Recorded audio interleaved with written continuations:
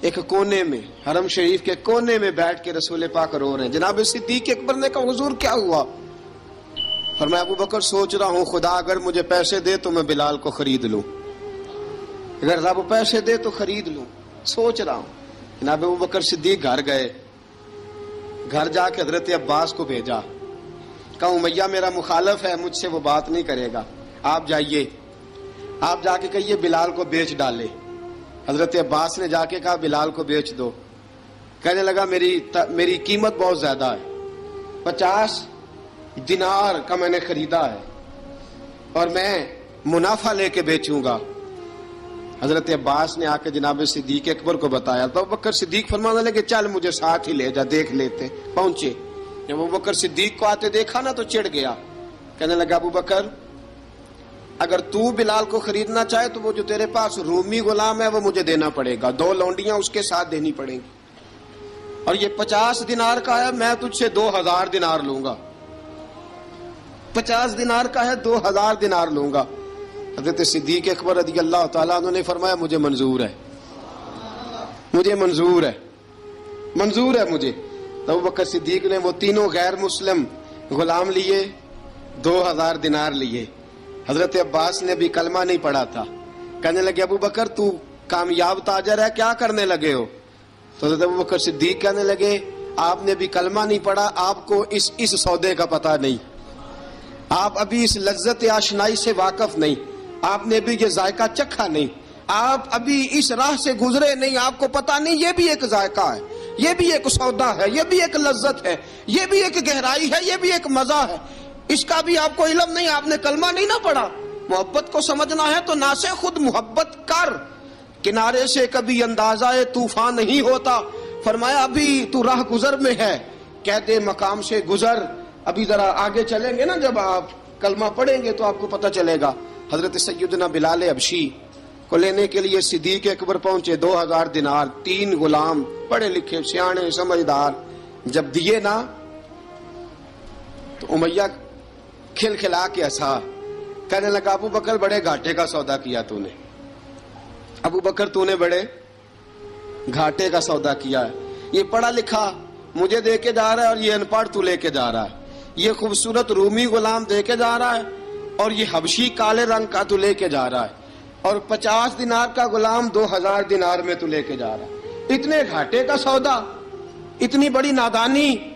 حضرت جناب سیدنا صدیق اکبر رضی اللہ تعالیٰ کہنے لگے امیہ تو کافر ہے، لیکن تو نے ابھی بھی پیسے تھوڑے مانگے ہیں، تو نے بلال کا رنگ دیکھا ہے، میں نے مصطفیٰ کے عشق کا رنگ دیکھا ہے۔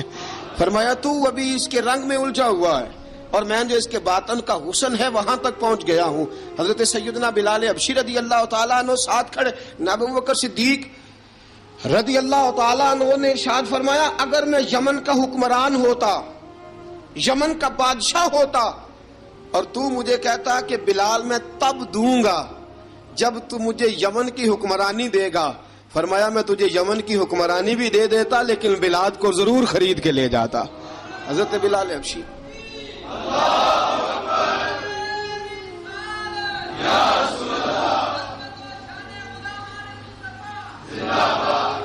جناب سیدنا بلال حبشی، حضرت سیدنا ابو بکر صدیق فرماتے ہیں جب میں بلال کو لینے گیا تو حال پتہ کیا تھا؟ ادھر دیکھیے گا، فرماتے ہیں کہ ٹانگیں اوپر کر کے نا جس طرح آدمی رکوع میں بیٹھتا ہے اس طرح کر کے نا ٹانگیں، اور سر پھر زمین کو لگا کے اس طرح سجدے میں آپ جاتے ہیں، لیکن بالکل ٹانگوں کے ساتھ سر رکھ کے۔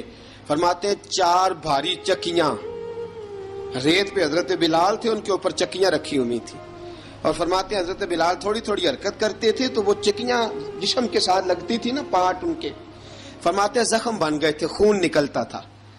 فرماتے ہیں میں نے وہاں سے جا کے حضرت بلال کو نکالا، پیسے دیے، لے کے آیا تو جناب بلال کہنے لگے جلدی جلدی چلو حضور کے پاس، ذرا جلدی جلدی چلو، در مصطفیٰ پہ جلدی کرو۔ تو جناب سیدنا بلال حبشی رضی اللہ تعالیٰ عنہ کے جواب میں حضرت ابوبکر صدیق کہنے لگے بلال جلدی نہ کر، جب میں آیا تھا تو حضور تیرے لیے آنسو بہا رہے تھے، اگر تجھے اس حالت میں زخمی دیکھیں گے تو میرے مصطفیٰ کو اور زیادہ رونا پڑے گا، تو میرے ساتھ گھر چل، میں تجھے کپڑے پہناتا ہوں۔ میں تیرے زخموں پہ پٹی کرتا ہوں۔ حضرت ابوبکر صدیق مزاج شناسائے نبوت تھے نا، فرمایا چل میرے ساتھ، میں ذرا تیری مرہم پٹی کر لوں، میں ذرا تیرا منہ دھو ڈال لوں، میں ذرا تجھے کنگھی کر لوں، تو میرے ساتھ چل۔ جناب بلال فرماتے ہیں جب سے پیدا ہوا تب سے غلام تھا، کبھی کسی نے میرے کپڑوں کی فکر نہیں کی تھی، مجھے تو امیہ 4 دن روٹی نہیں دیتا تھا۔ فرماتے ہیں جب میں گیا ابوبکر کے ساتھ، ابوبکر صدیق نے ایک چٹائی بچھائی، صدیق اکبر چٹائی کے اوپر میرے ساتھ بیٹھ گئے۔ فرماتے ابوبکر نے تیل منگایا، وہ تیل میرے زخموں پہ، ابوبکر صدیق نے وہ تیل میرے سر پہ، میری داڑھی پہ، فرماتے ہیں پھر کنگھا کیا۔ پھر ابوبکر صدیق نے ایک جوڑا منگایا، وہ کپڑے مجھے پہنائے۔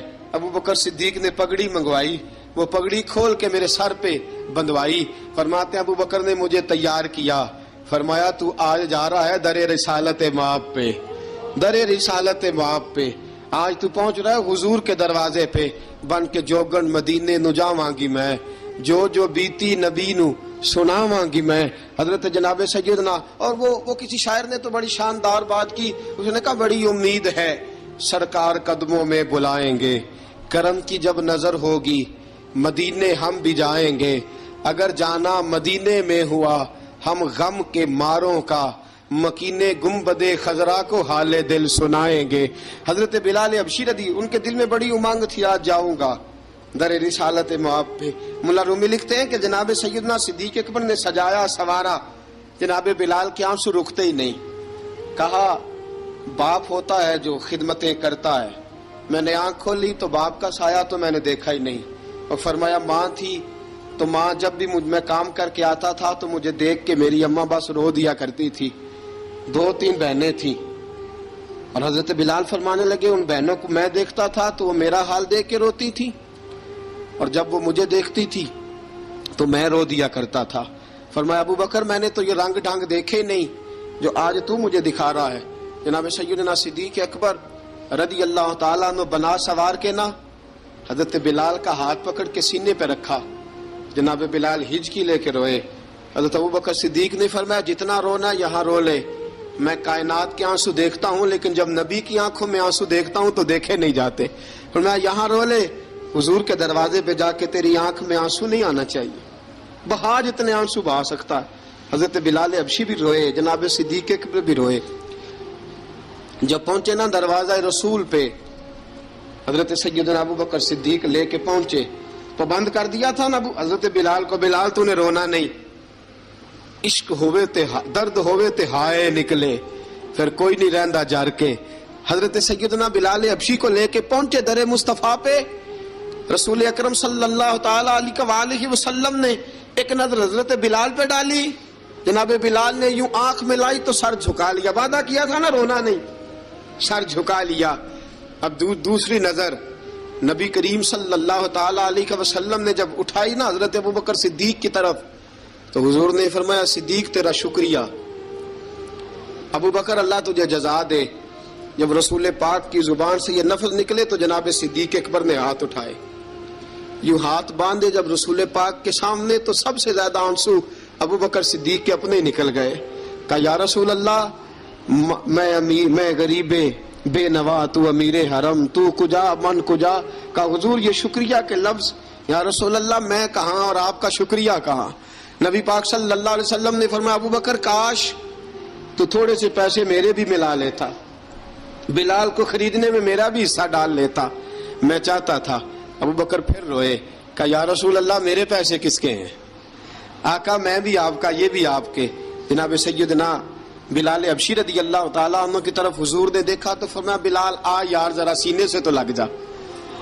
اب حضرت بلال دوڑے، جب رسول پاک کے سینے سے لگے تو ایک جملہ میرے محبوب کی زبان سے، فرمایا بلال تو نے بڑی سختیاں برداشت کی ہیں، تجھے میرا اللہ ہی جزا عطا فرمائے گا، تو نے بڑے دکھ دیکھے ہیں۔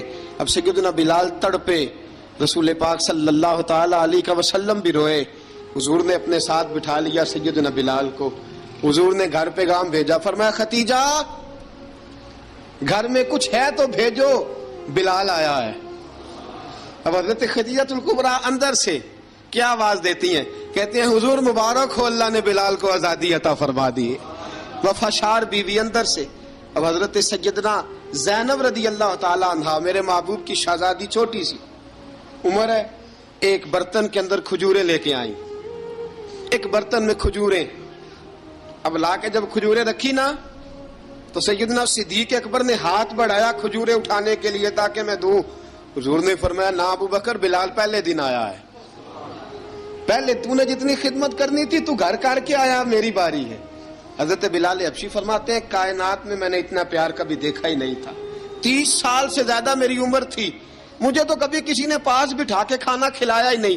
فرماتے ہیں رسول پاک سخت سخت کھجوریں سائیڈ پہ کرتے، اندر سے نرم کھجور نکالتے، اس کھجور سے تھوڑا سا چھلکا جدا کرتے، فرماتے ہیں پھر اس کو توڑتے، اس کے اندر سے وہ گھٹلیاں اتار کے حضور ایک سائیڈ پہ کرتے، وہ نرم کھجور رسول جب میری طرف بڑھاتے، حضرت بلال فرماتے ہیں بھوک تو بڑی تھی لیکن آج بھوک ساری بھول گئی تھی، آج مجھے یوں لگتا تھا جیسے میں زمین پہ نہیں عرش کی بلندیوں پہ بیٹھا ہوا ہوں، آج لگتا تھا کائنات کی ساری نعمتیں، ساری رحمتیں، سارا کرم، ساری عطا، سارا فضل، ساری عنایتیں میری جھولی میں گر گئی ہیں۔ فرماتے ہیں رسول پاک صلی اللہ تعالی علیہ وآلہ وسلم نے مجھے بڑے محبت سے بٹھایا، حضور علیہ السلام نے محبت سے کھلایا، دودھ پلایا، فرماتے بڑا پیار کر کے نا تو جناب سیدنا صدیق اکبر نے کہا حضور بلال کی ڈیوٹی کیا ہوگی،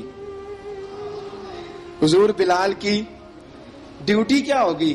حضرت بلال کہنے لگے حضور میں فارغ رہنے کا تو عادی نہیں، میں تو جفا کا آدمی ہوں، محنت کرنے والا، ڈیوٹی کیا ہوگی؟ رسول پاک نے فرمایا بلال یہ میرا گھر ہے، آج کے بعد میرا نہیں یہ تیرا گھر ہے۔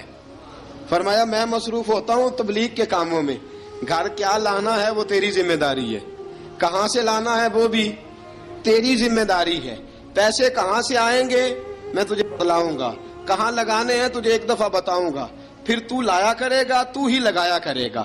فرمایا میرا پرسنل سیکٹری بن کے رہے گا، تو خاص مقام تجھے دیا جائے گا۔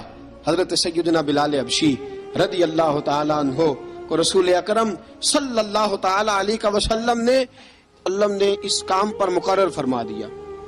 اب دیکھیے حضرت بلال رضی اللہ تعالی عنہ جب در مصطفیٰ صلی اللہ تعالی علیہ وسلم پر پہنچ جاتے ہیں، اور پہنچنے کے بعد کیا مسئلہ ہے جی، کیوں نہیں چل رہا؟ درود پاک پڑھیے الصلاۃ والسلام علیک یا کی گل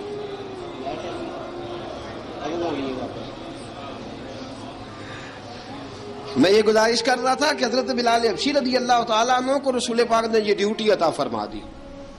اب پتہ کیا ہوتا، حضرت پردے کی آیتیں تو ابھی آئی نہیں تھی، حضرت بلال رضی اللہ تعالیٰ عنہ رسول پاک کے ساتھ نکلتے تبلیغ کے لیے، کسی کام کے لیے، سودا سب لاتے بازار سے، یہ مکے کے دنوں کی بات ہے، مکے کے دنوں کی سودا سلب بازار سے لاتے۔ اب 4 بیٹیاں تھیں حضرت خدیجہ الکبریٰ کی، گھر کے کام کاج ہوتے تھے، جب ذرا فارغ ہوتے دروازے پہ دستک دیتے، حضرت خدیجہ فرماتی بلال تو آ گیا ہے، وہ دستک سے پہچانتی ہیں کہ بلال کے دستک ہے، بلال آ گیا، کہا اماں جی میں سارے کام کاج باہر کے ختم کر آیا ہوں، گھر کا کوئی کام ہے تو ذرا مجھے بتاؤ۔ آپ فرماتی گھر کے کام ہے پر میں کر رہی ہوں۔ اب حضرت بلال گلنا شروع کرتے، یہ ہے محبت۔ آج اگر ہم کہیں خادم ہو بھی نہ تو بہانے ڈھونڈتے پھرتے ہیں فارغ ہونے کے۔ حضرت بلال فرماتے آپ نے چکی پیس لی ہے، گھر میں جھاڑو دے لیا ہے، بچوں کے لیے دودھ آ گیا ہے، بکریوں کا دودھ دھو لیا گیا ہے، ایک ایک کام پوچھتے ہیں۔ حضرت خدیجہ الکبریٰ فرماتے یہ بھی ہو گیا، یہ بھی ہو گیا، چکی رہ گئی ہے پیسنے والی۔ فرماتے ذرا دروازہ کھول دو میں پیس ڈالتا ہوں۔ حضرت بلال گھر کی چکی پیستے، گھر کے کام کاج کرتے۔ ایک دن نہ دار ارقم میں رسول پاک تھے تو باہر سے کچھ شورش ہوئی، حضرت بلال حبشی کہنے لگے حضور ایک نیزہ نہیں منگوا دیتے مجھے؟ ایک نیزہ، ساری دنیا حضرت بلال کو مؤذن رسول سمجھتی ہے اور ہیں بھی، لیکن حضرت بلال سب سے پہلے نیزہ بردار بھی ہیں۔ سب سے پہلے نبی پاک کی حفاظت کے لیے نیزہ جس شخص نے اٹھایا ہے، تلوار اٹھانے والے اور ہیں، جان قربان، نیزہ سب سے پہلے حضرت بلال کہا حضور ایک نیزہ نہیں منگوا دیتے؟ بلال کیا کرنا ہے؟ کہا یا رسول اللہ یہ کافر ہلکی پھلکی شرارت کرتے رہتے ہیں، ذرا میرے ہاتھ میں نیزہ ہوگا نا تو قریب کوئی نہیں آئے گا۔ یہ کرتے رہتے ہیں نا ہلکی پھلکی شرارت، باز نہیں آتے، نیزہ دے دیں گے نا تو قریب کوئی نہیں آئے گا۔ اب رسول پاک نے نیزہ دے دیا، منگوا دیا۔